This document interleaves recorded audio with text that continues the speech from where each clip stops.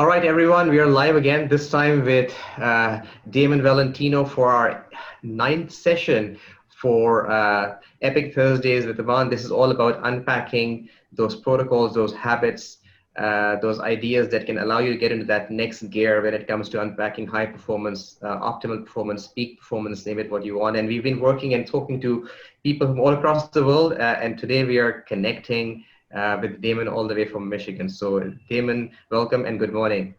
Welcome, Aman. Good morning to you. Good afternoon to you. How are you today? Well, Michigan brings some great memories. I used to do some work with the University of Michigan in Ann Arbor, so a long time back. So I do remember coming into Detroit and driving there. But so I can see there's a nice background. It's sunny there. The weather is kind of warm and I guess welcoming.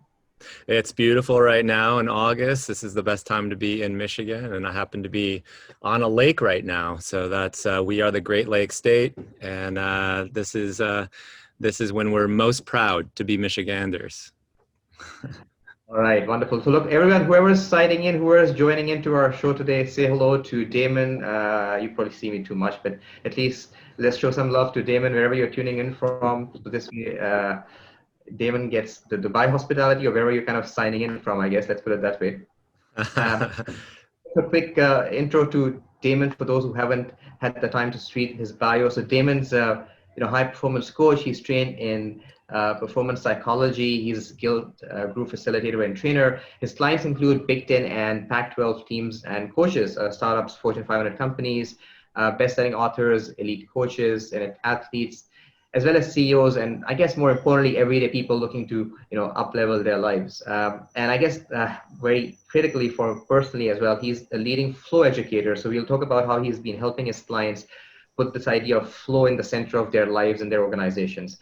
And here's the fun fact, right? So I didn't know, but Damon was a highly ranked tennis player with full scholarship to college. So we are speaking to potentially Roger Federer or Andrew Agassi over here in front of us. And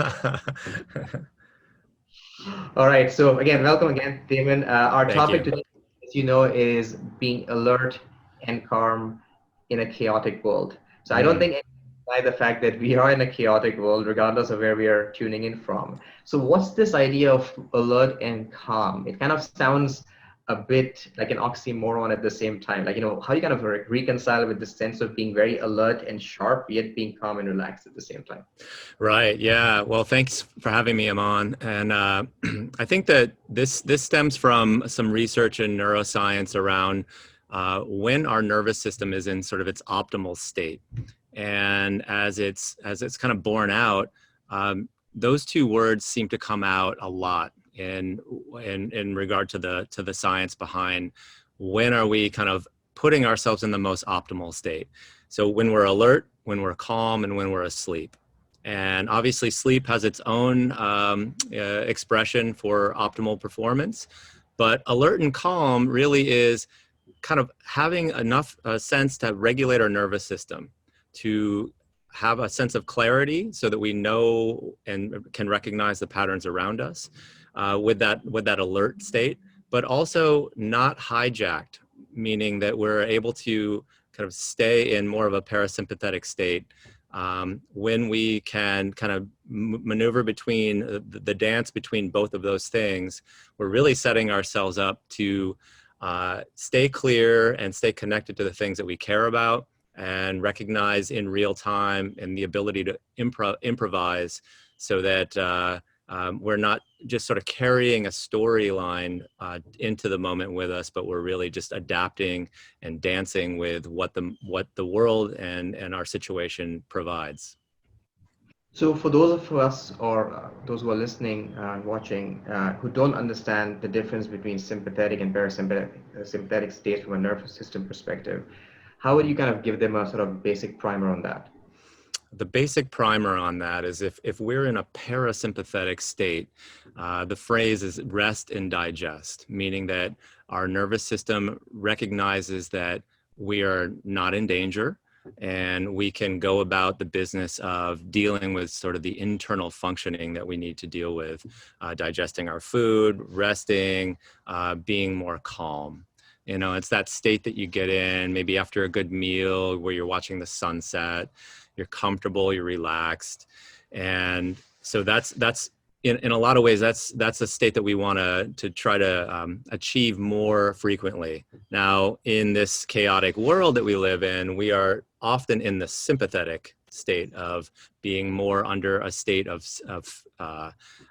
fight, flight, or freeze, where everything is sort of on heightened, alarm bells are going off inside of us, and we are, when that happens to the human body, we sort of reprioritize what's important. So we narrow our focus, our heart rate rises, our blood pressure rises, our muscles become tense and tight.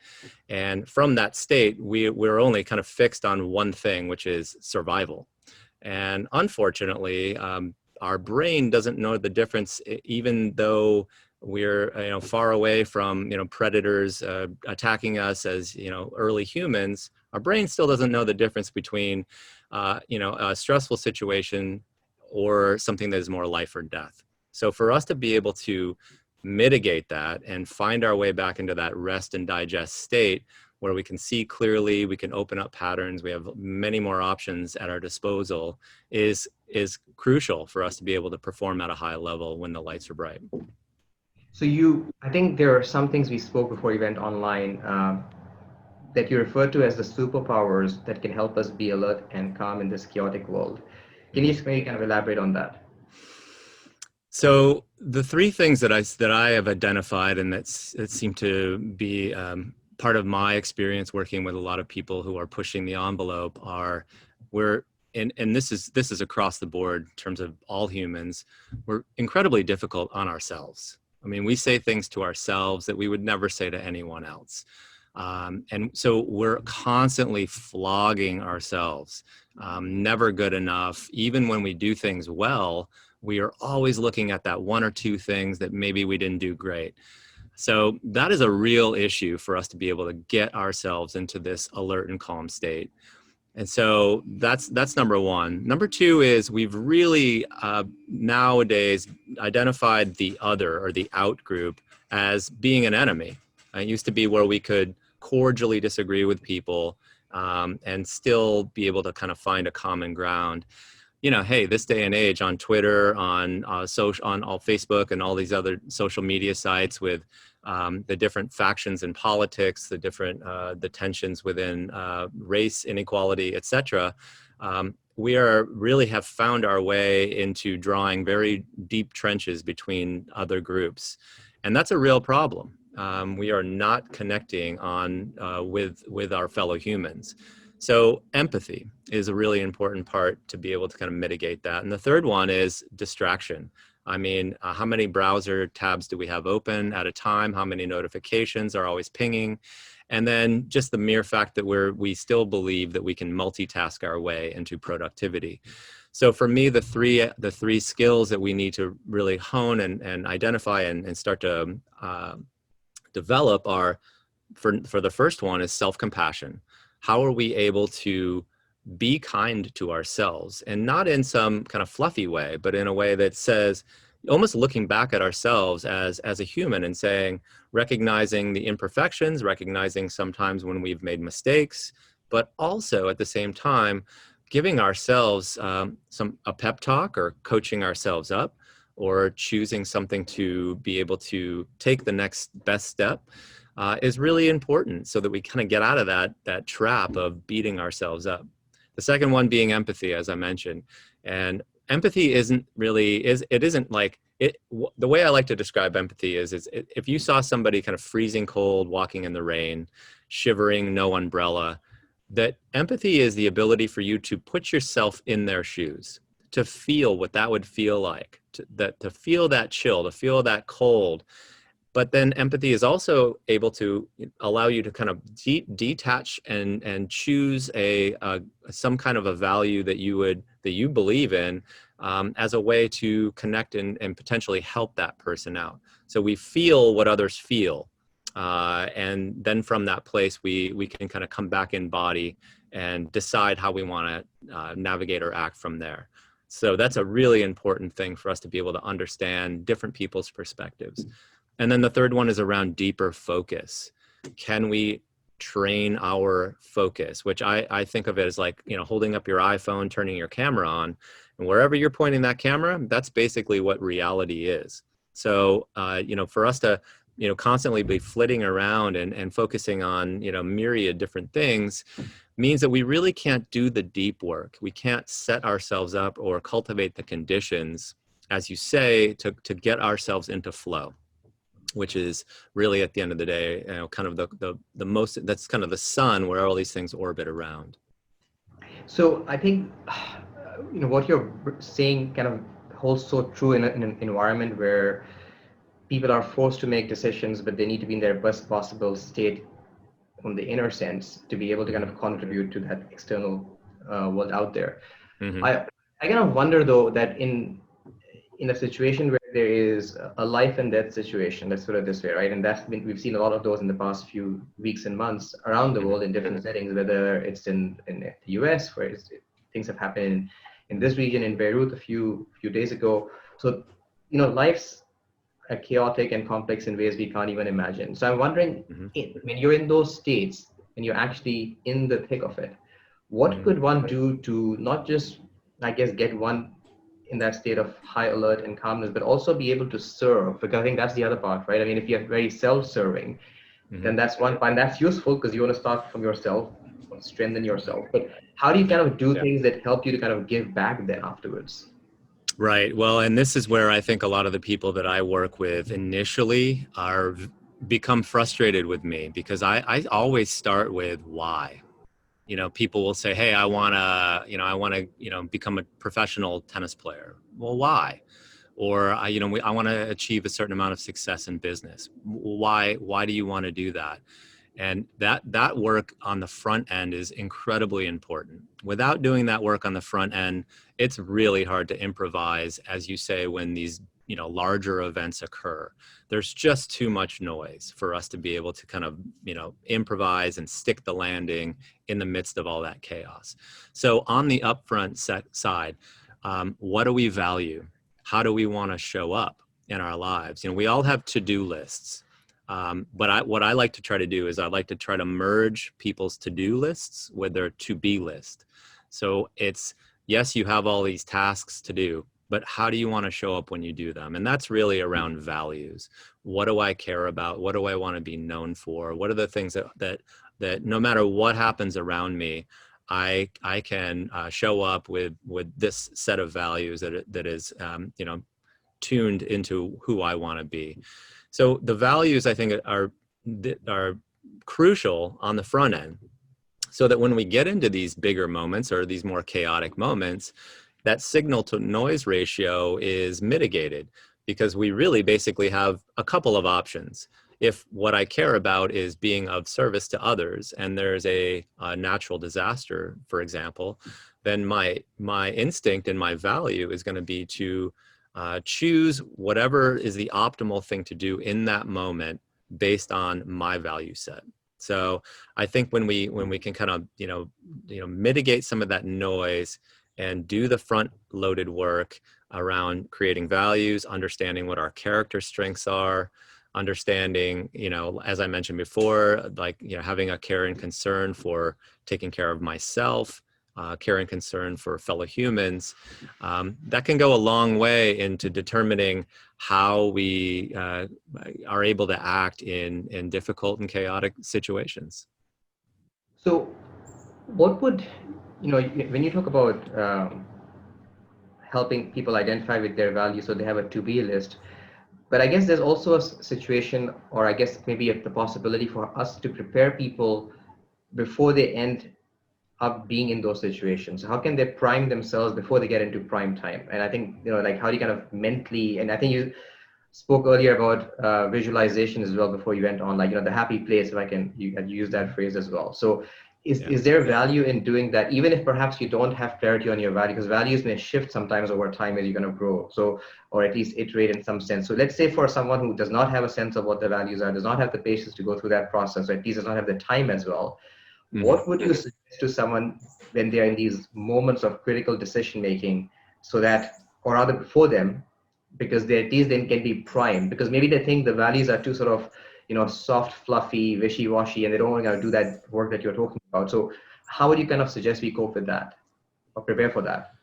Well, I think the science around alert and calm is where I would start, I've done some studies around this, and I've used breath practices and visual techniques to allow people to kind of, again, kind of balance their nervous systems.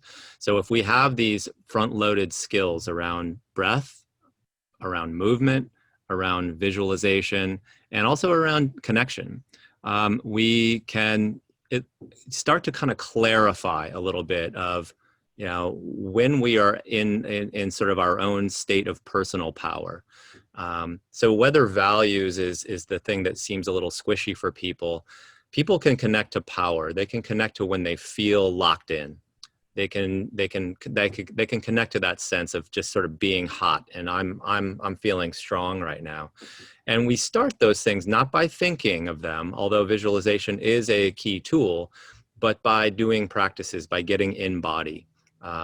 So using different types of breath practices, as I mentioned before, different types of movement practices. These things up front can feel kind of 101, basic in a lot of ways, but believe me, no matter how you think about breath practice, if you do specific breath training skills, you are sending a signal to your brain and thus your nervous system that, hey, we're in an optimal state right now.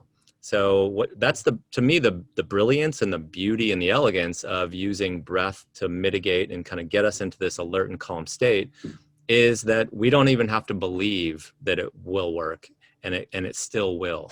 So using some of those internal skills up front, and then focusing on the basics as well. How's your sleep? How's your hydration? How's your nutrition? Kind of building the tenets around wellness, because if we don't do that up front, no amount of grand thinking, or even in the concept, the idea of a happy place is gonna be able to help us to deal with all the onslaught that's coming our way. Absolutely. So, as I see we're kind of near our 20-minute mark, I'm just wondering, a couple of things perhaps. One is, if someone wants to get into this state of, flow or focus or alertness, what are three maybe simple practices you suggest they could start off right off tomorrow or during this week that would help them at least on this journey, for those who probably have not considered this as part of their toolkit? Right. Well, I think the first thing you can do is to do a reflection of when you're at your best. Look back at different situations, scenarios, when you either nailed the presentation or, won the match, or whatever the performance venue you're in. Do a little reflection around, hey, when I did XYZ, I killed it. I was in my prime. And when you do that, start to look and access a little bit of what the situation was like for you. Were you, did you do a lot of movement before you actually went in to do this? Were you thinking a lot, or were you just acting? How was your posture? Were you, just so basically taking an inventory of all the different metrics that go along with you being at your best. If we can start to activate that, then that's a really powerful thing. So here's my suggestion: get a blank piece of paper or an open document, and just write, when I'm at my best. Kind of put a circle around it, and just spend a few days starting to kind of come back to that paper and saying, oh, when I'm at my best, I'm really paying attention to what everybody's saying. When I'm at my best, I notice that I'm standing up tall. When I'm at my best, I ate a good breakfast. I got a good night to sleep before. So if we can kind of see the finished product of when I'm at my best, we can start to reverse engineer and find and pick up different patterns and clues to be able to do that. And then I'll also say about the values. Values, I'll push back a little bit on values changing over time. Values are how you want to be known, and they're not goals. They're more about, what do you care about as a person? when you're looking back on your life, what do you want people saying about you? What do you want to be saying? What do you want to be proud of? That's a really powerful list to create. When we do that, we start to show up with those values at the forefront of our mind. So deciding when you're at your best and kind of reverse engineering that, and then what do I really care about? What do I want to be known for? I think those two things, and you start to look for an intersection between the different skills or the different activities, behaviors, that can be a really powerful way to put the puzzle together. I like that mapping exercise to kind of reflect back and look, because there's always evidence out there that can help us, learn from what we've done, because our life has got stories to tell. We just have to kind of start listening to it. Mm-hmm. So if you were to kind of set a challenge, Damon, for people who are watching this now or later, to get into this state of more alertness and calmness over the next 7, 14, or 30 days, what challenge would you kind of encourage them that may push them slightly out of their comfort zone, but will be good for them, like this? Right. Yeah, I mean, I think that the consistency is really where the power lies. It's a drip, drip, drip type of thing. So instead of thinking about big challenge, bring it back down. I like to say when things are big, go small. So, and that's really the state of the world right now. This is overwhelm. When we're overwhelmed, it's really good to kind of shrink things down into small bits. So, being more mindful is a really powerful challenge. And I'm going to connect this challenge for your audience to breath. Each day, spending 5 minutes doing some simple deep breathing, where you're breathing in, let's say 4 seconds, and then you're breathing out, let's say 8 seconds. If you could do that, that would be great. One other option for that is 1 minute, breathe in 5, breathe out 5. Do that 6 times. That's 1 minute of your life. If you can do 1 minute a day of a 5 breath and an out breath 5, that's gonna really pay dividends and start to really add up. You'll start to habituate that. It puts your heart into some coherent state, and the cascading effect of building that practice will be exponential as you make it through day 10, day 20, into day 30. So think about a 30-day challenge, something bite-sized that you can accomplish every single day. There's no excuse for 1 minute of breathing, right? We can all do that. That I think is a really attainable skill and challenge, and one that it seems simple. It seems like a drop in the bucket, but after 30 days, you've got a pretty, a substantial amount of water in that bucket. Got it. Perfect. Well, brilliant. Again, Damon, it's been a pleasure having you. Thanks for your time. Thanks for your wisdom. Yeah. Thanks for your insights. And I wish you a great rest of the day. I guess a morning rather in Michigan. I can see it's still very pleasant out there, and look forward to kind of staying in touch. And again, thank you very much. Yeah. Thanks, Aman, and take care, everybody.